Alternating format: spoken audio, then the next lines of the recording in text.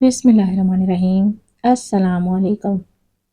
मेरे बेटे को स्कूल से निकाल दिया गया था क्योंकि वहाँ अमीरों के बच्चे पढ़ते थे।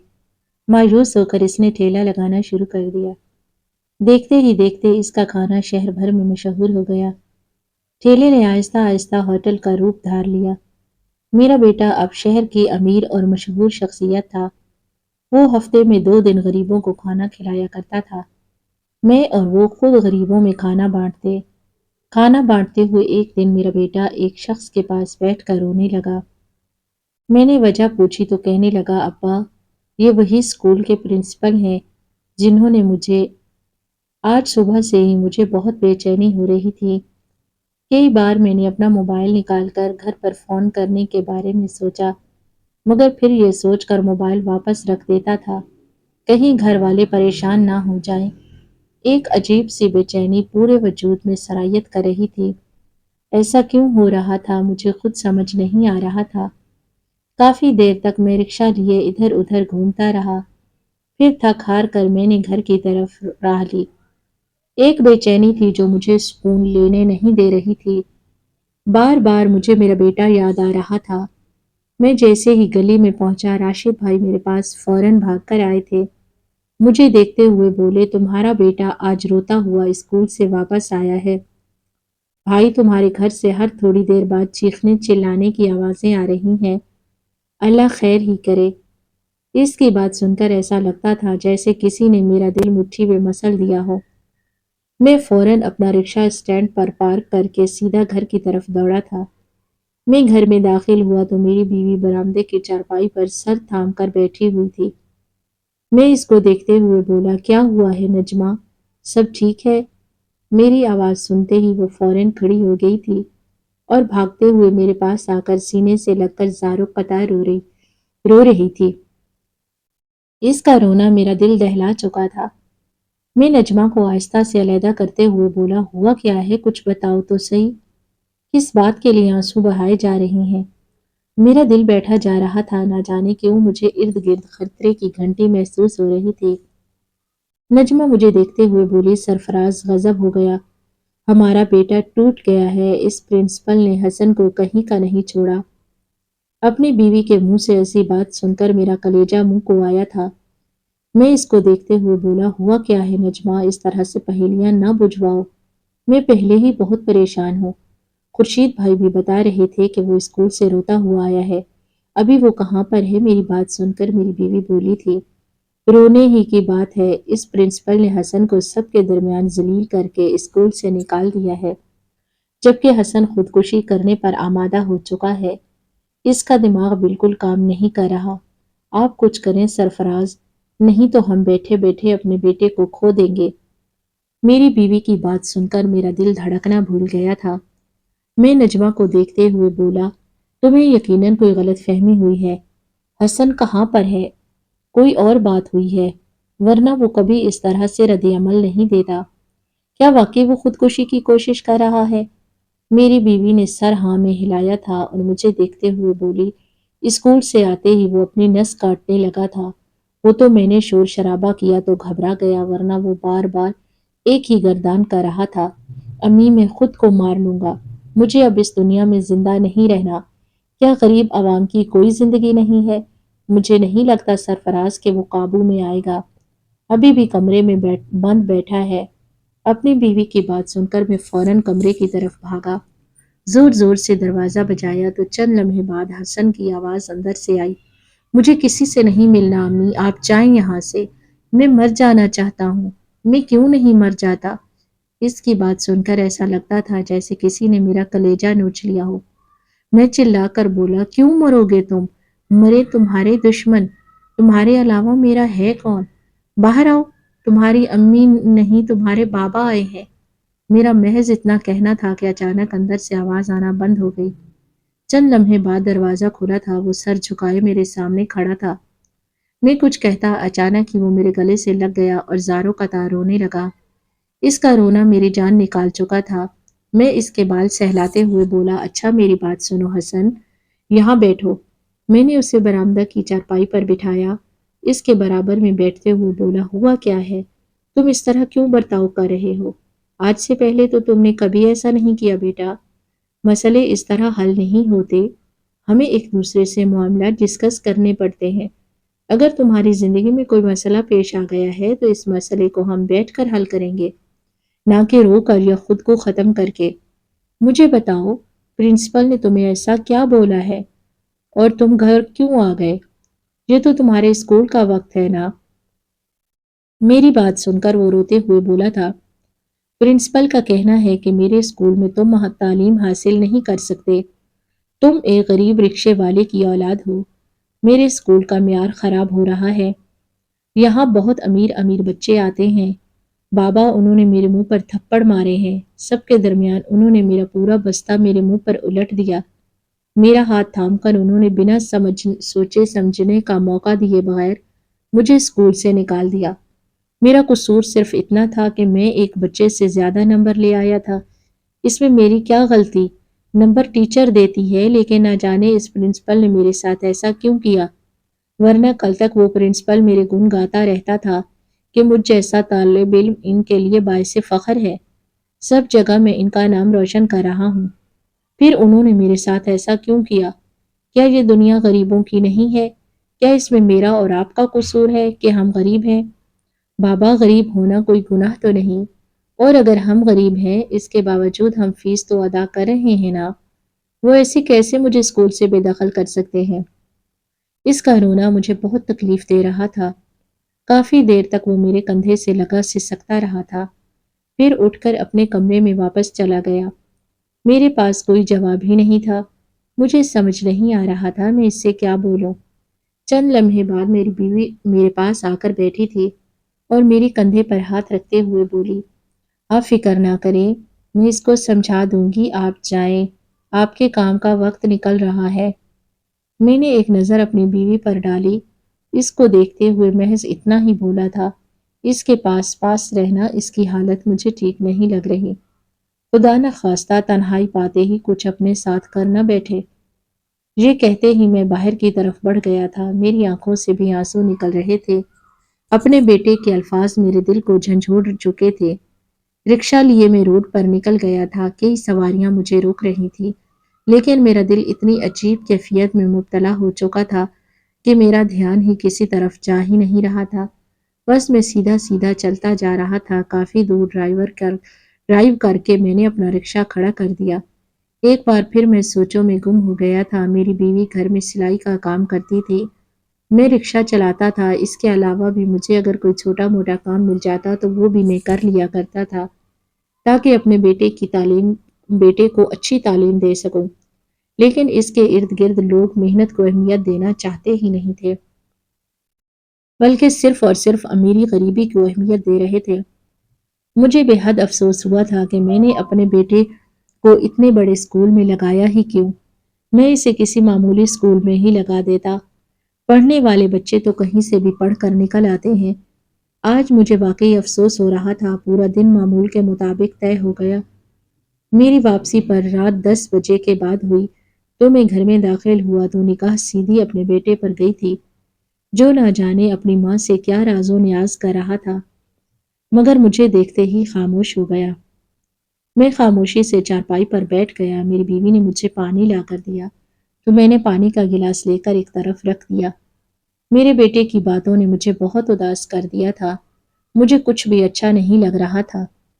چند لمحے بعد وہ میرے برابر آ کر بیٹھا اور میرا ہاتھ تھامتے ہوئے بولا، کیا ہوا بابا، آپ خفا ہیں؟ مجھے اس کا نارمل انداز بھی نہ جانے کیوں عجیب تکلیف میں مبتلا کر رہا تھا، کیونکہ مجھے معلوم تھا کہ وہ ابھی فی الحال ٹھیک نہیں ہے۔ میں نے اس کی طرف نظر ڈالی تو میرا کلیجہ منہ کو آیا تھا۔ اس کی آنکھیں سوج رہی تھی، چہرہ پیلا زرد ہو رہا تھا۔ میں کچھ کہتا اس سے پہلے ہی وہ بولا، بابا مجھے معاف کر دیں، میں نے پتہ نہیں آپ کو کیا کچھ بول دیا تھا۔ سارا دن میں اسی دکھ میں مبتلا رہا ہوں، پلیز مجھے معاف کر دیں۔ اس کی بات سن کر میں نے فوراً اسے اپنے گلے سے لگا لیا۔ اس کی پیٹھ تھپ تھپاتے ہوئے بولا، پاگل ہو گئے ہو کیا؟ تم کیوں معافی مانگ رہے ہو؟ میں نے کچھ کہا ہے تمہیں؟ میرے جگر کا ٹکڑا ہو تم۔ اچھا، اب یہ بتاؤ کون سے اسکول میں ایڈمیشن لو گے؟ میں خود اپنے بیٹے کا ایڈمیشن وہاں کرواؤں گا۔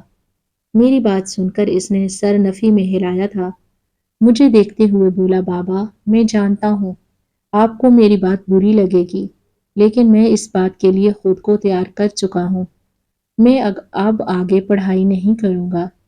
اس کی بات سن کر میں بے اختیار بولا، دماغ خراب ہو گیا ہے تمہارا؟ یہ کیا بکواس کر رہے ہو تم؟ کیوں نہیں کرو گے پڑھائی؟ ایک چھوٹی سی بات نے تمہیں اتنا زیادہ متاثر کر دیا ہے کہ تم اپنی پڑھائی ہی چھوڑ دو گے؟ تمہیں تو پڑھائی سے عشق تھا۔ میری بات سن کر اس نے سر کو نفی میں ہلایا۔ مجھے دیکھتے ہوئے بولا، بابا مجھے پڑھائی سے کوئی عشق نہیں ہے اور نہ ہی کبھی تھا۔ میں صرف اور صرف آپ کے لیے پڑھ رہا تھا کیونکہ آپ چاہتے تھے کہ میں کامیاب انسان بنوں، اور اب میں نے طے کر لیا ہے کہ میں کامیاب انسان ضرور بنوں گا، لیکن اس پڑھائی کا ساتھ نہیں لوں گا۔ جتنی تکلیف مجھے ہوئی ہے میں لفظوں میں بیان نہیں کر سکتا۔ میں آج آپ کے آگے ہاتھ جوڑ رہا ہوں، مجھے آپ کچھ بھی کرنے سے نہیں روکیں گے، آپ کو خدا کی قسم ہے۔ مجھے سمجھ نہیں آ رہا تھا کہ میں اس کو کیا جواب دوں۔ میں اپنے بیٹے سے بہت قریب تھا، ہم دونوں کے درمیان بہت زیادہ اچھی وابستگی تھی۔ اچانک وہ اپنی جگہ سے کھڑا ہو گیا، مجھے دیکھتے ہوئے بولا، آپ نے میرے لیے کالج کی ایک مقرر رقم جمع کی ہے، اس بات کا مجھے علم ہے۔ بابا مجھے وہ رقم چاہیے۔ میں اپنی جگہ سے اب کھڑا ہو گیا تھا اور اس کو دیکھتے ہوئے بولا، حسن تم اس وقت ذہنی دباؤ میں ہو، میں تمہیں کسی بھی قسم کا کوئی غلط قدم نہیں اٹھانے دوں گا۔ پڑھائی بہت ضروری ہوتی ہے اور تمہیں ابھی میں اپنی بات مکمل کرتا اس سے پہلے ہی وہ بولا تھا، مجھے معلوم ہے بابا، میں بھی روٹی کھاتا ہوں، پانی پیتا ہوں اور اب سب سمجھنے لگا ہوں۔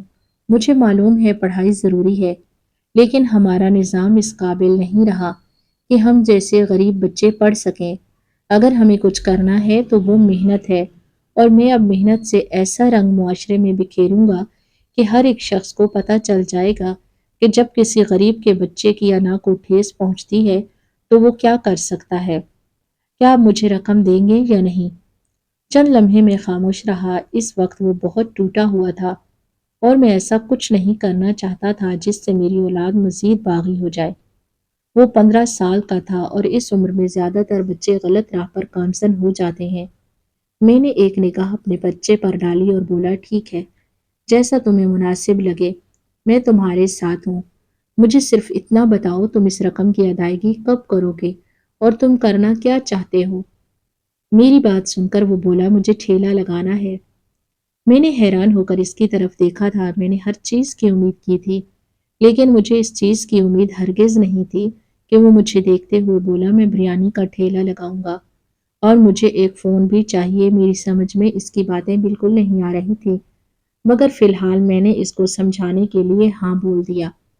وقت دھیرے دھیرے گزرتا جا رہا تھا۔ اگلی صبح ہی اس نے مجھ سے پیسوں کا مطالبہ کر دیا۔ میرا بالکل دل دماغ کام نہیں کر رہا تھا۔ میں نے اپنی بیوی کو اشاروں میں اسے سمجھانے کی تاکید کی تھی، مگر وہ بھی خاموش ہو گئی تھی۔ تھک ہار کر میں نے وہ رقم اس کی ہتھیلی پر رکھ دی۔ مجھے لگا تھا کچھ وقت تک وہ سمجھ جائے گا، لیکن ایسا نہیں ہوا۔ اس نے اسی دن میرے ساتھ جا کر ٹھیلا، برتن اور کافی سامان خریدا تھا۔ تھوڑے بہت پیسے بچ گئے تھے جو وہ کھانے کے سامان میں لگانا چاہتا تھا۔ میری بیوی بہت اچھی کوکنگ کرتی ہے، اس نے اپنی ہی ماں کو راضی کیا تھا۔ اگلی صبح میرے گھر میں ایک کوہرام برپا ہو چکا تھا۔ اس نے صبح ہی صبح اپنی ماں کے ساتھ مل کر بریانی بنانا شروع کر دی تھی۔ مجھے اس کی حرکتوں پر غصہ بھی آ رہا تھا اور اس کی محنت پر پیار بھی آ رہا تھا۔ فی الحال میں خاموش ہی رہا تھا۔ وہ مایوس بھی تھا اور مطمئن بھی تھا کہ وہ کامیاب ہو جائے گا۔ اس نے موبائل فون بھی خرید لیا تھا۔ کافی سستا تھا لیکن گزارے لائق تھا۔ کئی گھنٹوں کی محنت کے بعد بریانی تیار ہو گئی تھی اور وہ ٹھیلے پر اپنی دیگ لیے نکل چکا تھا۔ میری سمجھ میں نہیں آ رہا تھا یہ سب کیوں ہو رہا ہے۔ میری اور میری بیوی کا کافی جھگڑا بھی ہوا تھا کہ تم کیا کر رہی ہو، تم اس کا ساتھ کیوں دے رہی ہو، تم کم از کم اس کو سمجھاؤ تو صحیح۔ لیکن میری بیوی نے صاف کہہ دیا تھا کہ میں اپنا بچہ مرتا ہوا نہیں دیکھ سکتی۔ اگر اس نے کچھ اپنے ساتھ کر لیا تو میں کہیں کی نہیں رہوں گی، اسی لیے آپ خاموش رہیں۔ جبکہ میرے بیٹے کی کارکردگی پر حیرانگی بھی ہو رہی تھی اور خوشی بھی ہو رہی تھی۔ وقت دھیرے دھیرے گزرتا جا رہا تھا، اب وہ ہر روز یہی کرنے لگا۔ واپسی پر اس کی دیگ میں ایک چاول کا دانہ بھی نہیں ہوتا تھا۔ وہ کہاں جاتا تھا اس بات کا مجھے کچھ پتا نہیں تھا۔ آج ایک خاندان کی دعوت میں جب ایک آدمی نے مجھے میرے پاس ایک ویڈیو لا کر چلائی تو میں دنگ رہ گیا تھا۔ میرا بیٹا صرف دیگ لے کر ادھر ادھر نہیں گھومتا تھا، بلکہ اس نے ایک ویب سائٹ بنائی ہوئی تھی جہاں پر اس کا کھانا ڈیلیور کیا جاتا تھا۔ یہ کام وہ ایک بندے کے ذریعے کر رہا تھا۔ اتنا دماغ اس کے پاس کہاں سے آیا تھا مجھے نہیں معلوم تھا، مگر اس نے بہت ہی کم وقت میں ایک سے دو اور دو سے تین ٹھیلے کر لیے تھے۔ میں خوش تھا، مطمئن تھا، گھر میں کافی اچھی آمدنی ہونے لگی تھی، لیکن مجھے ڈر بھی لگا رہتا کیونکہ وہ ابھی بہت کم عمر تھا اور کام کو مجھے لڑکے بہت جلد ٹارگٹ ہو جاتے ہیں۔ آج معمول کا ہی دن تھا، میں رکشے سے فارغ ہو کر گھر میں داخل ہوا تو وہ یہاں سے وہاں منڈلا رہا تھا۔ مجھے دیکھتے ہی وہ میرے پاس آ گیا اور میرا ہاتھ تھام کر وہ برآمدے کی چارپائی پر بیٹھ گیا۔ میں کچھ کہتا اس سے پہلے وہ مجھے دیکھتے ہوئے بولا، بابا، مجھے آج آپ کی ایک بار پھر مدد چاہیے اور میں وعدہ کرتا ہوں دوبارہ آپ کو کبھی تنگ نہیں کروں گا۔ آپ کو بھی معلوم ہے، حتیٰ کہ ہر ایک شخص کو معلوم ہو چکا ہے کہ میرا ٹھیلا اور اس کی بریانی کتنی مشہور ہو چکی ہے۔ مجھے صرف اور صرف اب ایک جگہ درکار ہے۔ میں ایک چھوٹا سا ریسٹورینٹ بنانا چاہتا ہوں جس میں ہم اپنی بریانی کھلائیں گے اور اس کے ساتھ کچھ اور چیزیں بھی ایڈ کریں گے۔ اس کی بات سن کر اب میں ہتھے سے اکھڑ گیا تھا۔ اس کو دیکھتے ہوئے بولا، نہیں حسن، یہ ممکن نہیں۔ تم نے ایک ٹھیلے سے تین ٹھیلے ضرور کیے ہیں، مگر بیٹا ریسٹورینٹ جمانے کے لیے ہمیں رقم درکار ہوگی، اور نہ میرے پاس اتنی رقم ہے اور نہ تمہارے پاس۔ میں مزید کچھ کہتا اس سے پہلے ہی وہ بولا تھا، بابا، میرے پاس 3 لاکھ جمع ہو چکے ہیں۔ میں جانتا ہوں آپ کو یہ بات بری لگے گی، لیکن میں آپ کو پیسے دینے کے بعد کچھ پیسے اپنے پاس بھی رکھتا تھا۔ انہی پیسوں میں سے میں نے 3 لاکھ جمع کر لیے ہیں۔ بس اب آپ کی مجھے ضرورت ہے۔ اگر آپ کچھ مدد کریں تو ہم ایک جگہ لے کر وہاں اپنا ریسٹورینٹ شروع کریں۔ مجھے یقین ہے جتنی مشہوریت میرے کھانے کی ہو چکی ہے، لوگ ضرور میرے ریسٹورینٹ میں آئیں گے، بلکہ کم عمری کی وجہ سے مجھے بہت سراہا بھی جا رہا ہے۔ چند لمحے میں خاموش رہا، یہ کام مجھے بہت رسکی لگ رہا تھا۔ میں اس کو دیکھتے ہوئے بولا، میرے پاس اب ایک رکشہ ہے، اس کے علاوہ زیادہ سے زیادہ 50,000 تمہاری ماں کی جو کمیٹی کھلی ہے اس کے رکھے ہوئے ہیں، اس کے علاوہ میرے پاس کچھ بھی نہیں۔ چند لمحے وہ خاموش رہا اور پھر مجھے دیکھتے ہوئے بولا، کیا آپ میری خاطر اپنا رکشہ فروخت کر سکتے ہیں؟ اگر بابا ہم نقصان میں بھی گئے تب بھی میں آپ کو کچھ ہی وقت میں دوبارہ رکشہ کھڑا کر دوں گا، لیکن ابھی مجھے ایک ساتھ کئی لاکھ کی روپے کی ضرورت ہے۔ مجھے یہ کام بالکل سمجھ نہیں آ رہا تھا۔ کئی بار میں نے سوچا کہ میں اپنے بڑے بھائی سے اس بارے میں ڈسکس کروں، لیکن اس نے منع کر دیا تھا کہ آپ اس بارے میں کسی سے بات نہیں کریں گے، یہ ہم دونوں کے درمیان کی بات ہے۔ وہ اب 18 کی دہلیز پر کھڑا ہوا تھا۔ چند لمحے میں نے اس بارے میں سوچا، پھر اپنے رکشے کی چابی اس کو تھما دی۔ میرا رکشہ نیا ہی تھا اور خیال رکھنے کی وجہ سے وہ بالکل ٹھیک بھی تھا۔ رکشہ اچھی قیمت میں چلا گیا تھا، اس نے ایک جگہ کرائے پر لے لی تھی اور دھیرے دھیرے اب اس میں سامان ڈالنا شروع کر دیا تھا۔ کچن کا سامان اس نے نہیں خریدا تھا، مگر ہال کو اس نے بہت اچھے طریقے سے ڈیکوریٹ کیا تھا۔ پڑھا لکھا ہونے کے باعث اسے کسی بھی قسم کی پریشانی نہیں ہو رہی تھی۔ وہ اپنے بلبوتے پر سب کچھ کرتا جا رہا تھا۔ کچھ پیسے اس نے ادھار بھی لیے تھے، خاندان سے اور کچھ ان لوگوں سے جس سے ان کی اچھی وابستگی ہو گئی تھی۔ وقت دھیرے دھیرے گزرتا جا رہا تھا، اس کی مشہوریت اتنی بھی کہ ہمارا ریسٹورینٹ بھرا ہی رہتا تھا۔ میں دنگ رہ گیا تھا، اتنے اچھے سے وہ سب کیسے مینج کر لیتا ہے۔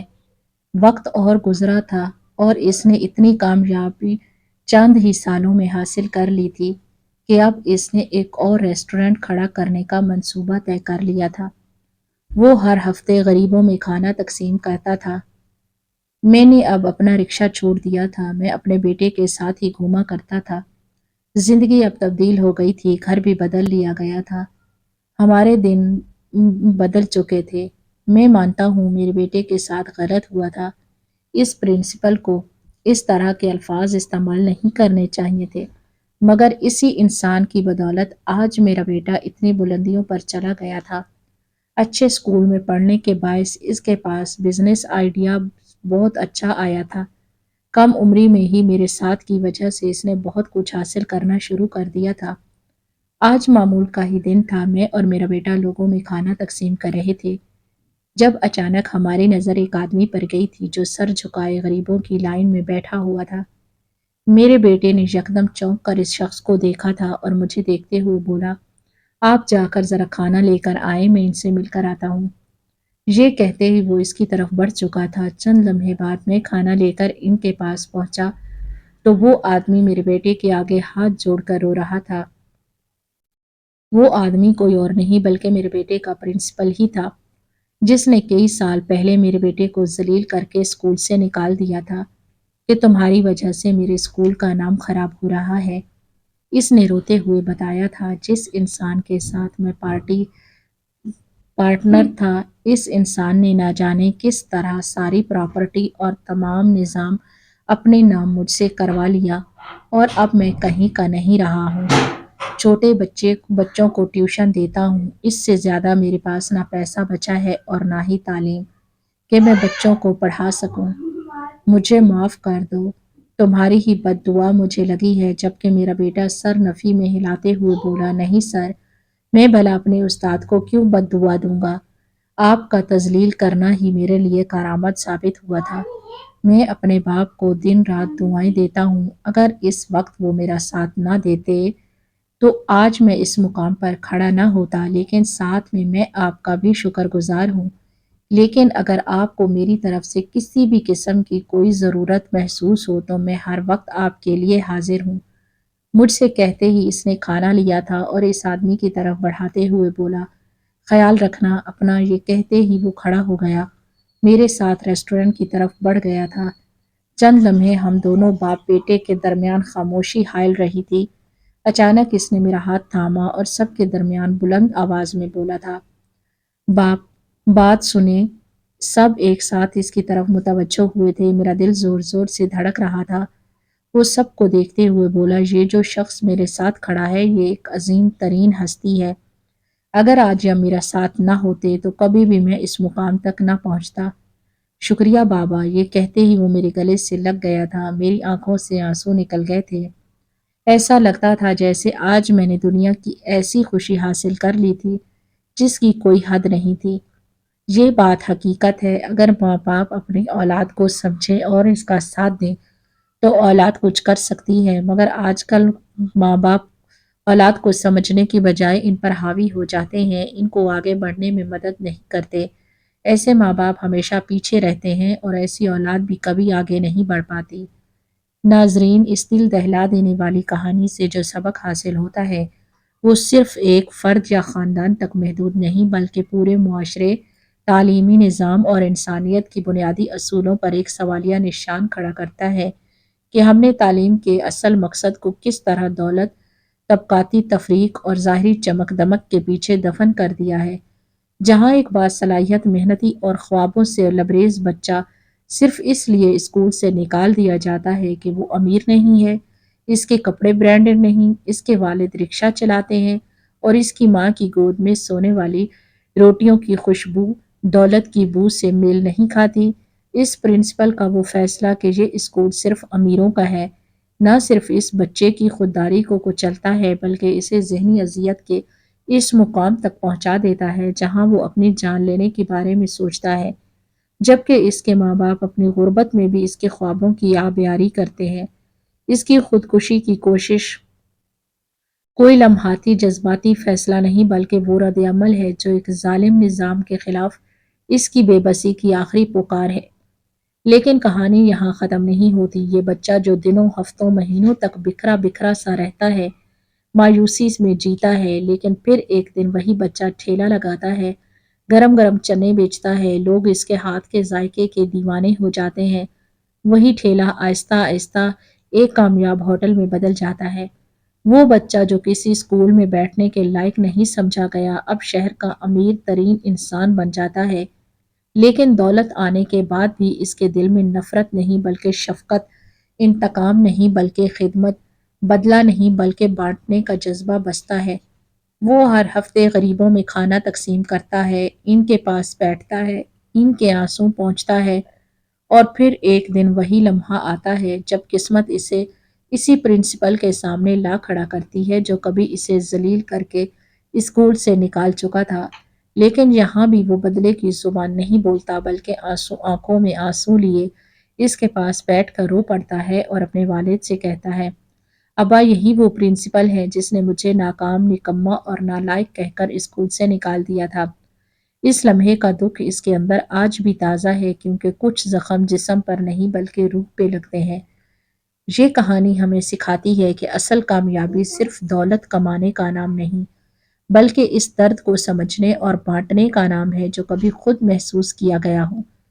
یہ سبق ہمیں یہ بھی بتاتا ہے کہ ایک باپ کی محنت، ایک ماں کے آنسو، ایک بچے کے خواب اگر ایک دوسرے کے ساتھ جڑے ہوں تو دنیا کی کوئی طاقت انہیں روک نہیں سکتی۔ معاشرہ کتنا ہی سنگ دل کیوں نہ ہو لیکن حوصلے، صبر، استقلال اور اللہ پر یقین رکھنے والے فرد آخر کار سرخرو ہوتے ہیں، اور ظالموں، حقارت کرنے والوں اور دوسروں کو کم تر سمجھنے والوں کا انجام صرف شرمندگی ہوتا ہے۔ یہ کہانی ہمیں جھنجھوڑتی ہے کہ ہمارے تعلیمی ادارے اگر اخلاقی تربیت کے بجائے دولت پرست نظریے کو فروغ دیں گے تو کتنے ہی حسن ذہنی بیماریوں، خودکشی اور احساس کمتری کا شکار ہو کر برباد ہو جائیں گے۔ کتنے ہی باصلاحیت بچے معاشرے کے لیے مفید شہری بننے سے پہلے ہی کسی کونے میں دم توڑ جائیں گے۔ ہمیں اب بھی وقت ہے کہ ہم تعلیم کو امیروں کا زیور بنانے کی بجائے ہر بچے کا بنیادی حق سمجھیں اور اسکولوں، کالجوں اور یونیورسٹیوں میں وہ ماحول پیدا کریں جہاں غربت، رنگ، نسل، زبان یا طبقے کی بنیاد پر کسی کے ساتھ امتیاز نہ برتا جائے، کیونکہ اصل انسانیت وہی ہے جو انسان کو انسان سمجھ کر عزت دے۔ اور یہ سبق ہر والدین، ہر استاد، ہر پرنسپل، ہر پالیسی ساز اور ہر فرد کے لیے ایک آئینہ ہے جس میں وہ خود کو دیکھ کر فیصلہ کرے کہ وہ معاشرے کو سنوارنے والوں میں شامل ہے یا بگاڑنے والوں میں۔ ناظرین، آپ کو آج کی ہماری یہ کہانی کیسی لگی؟ کمنٹ باکس میں اپنی قیمتی رائے کا اظہار ضرور کیجیے گا۔